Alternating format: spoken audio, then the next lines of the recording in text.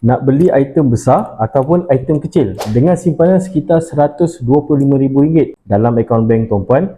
Kalau kita nak tukarkan kepada bentuk emas, item apa yang kita perlu beli? Jadi dengan harga sekitar RM500 segram hari ini, anda boleh dapatkan sekitar 250 gram. Emas 250 gram ni, tuan-puan boleh tentukan sama ada yang besar ataupun kecil bergantung kepada matlamat simpanan tuan-puan. Sebab dengan matlamat ni tuan-puan, kita boleh tentukan sama ada kita patut simpan emas yang saiz kecil ataupun emas yang bersaiz besar. Contohnya kalau tuan-puan nak maksimumkan keuntungan, jadi tuan-puan boleh pilih untuk beli satu keping gold bar yang bersaiz 250 gram. Tapi jika matlamat tuan-puan nak jual balik emas tu sikit-sikit nanti, bila nak pakai, dengan RM125,000 ni, tuan-puan boleh dapatkan 25 keping gold bar 10 keping macam ni, ataupun 59 keping 1 dinar macam ni. Kaedah belian dan jualan di Public Gold ni tuan-puan sangat mudah dan sangat telus. Jadi tuan-puan, kalau belum ada simpanan emas, boleh klik beg biru di bawah